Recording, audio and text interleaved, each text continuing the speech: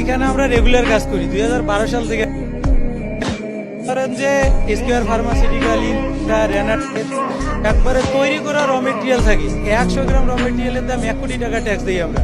এবং আজকে যেমন আমরা 50টার উপরে বিল পেমেন্টই ফেলছি এবং অ্যাসেসমেন্টও কমপ্লিট করছি। এই পার্সেলগুলো আমরা রবিবার সকালবেলা ডেলিভারি দিই। অলরেডি 10-15 লাখ টাকা আমরা ট্যাক্স পেড করে দিছি।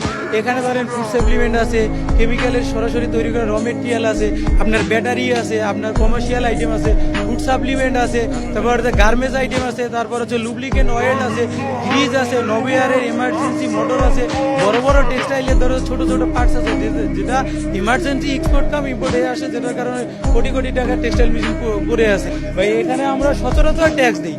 যেমন একটা ইনসেপ্টার যদি 100 গ্রাম কেমিক্যাল আমরা রেডি করি, সেটা ধরা যাচ্ছে যে 10 কোটি টাকার উপরে ট্যাক্স দেয়। আজকে এই কেমিক্যালটা নেই, এখান থেকে শেষ। আর সিএনএফ তো আমরা ট্যাক্স দিয়ে দিছি। গত বৃহস্পতিবার আমরা ট্যাক্স পেড করছি, 5টার মধ্যে গেট বন্ধ হয়েছে, আমরা এটা ডেলিভারি দিতে পারি। আগামী রবিবার সকালবেলা ডেলিভারি।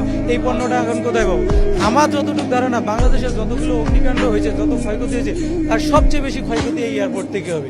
কারণ বাজেটের যে বাজেটটা হয়, তার 1/3 ভিতরে 2.5 ভাগে ঢাকা কাস্টমার এবং চট্টগ্রাম কাস্টমার এনবিআরকে এটা চাপানো হয়। আপনার দেখেন মেইন যে মেরুদণ্ডটা, এখান থেকেই ট্যাক্স পেমেন্ট করা হয়। ছোট ছোট যে পণ্যগুলো অ্যাক্সেসরিজ, এগুলোর হিউজ পরিমাণ ট্যাক্স আমরা দিই।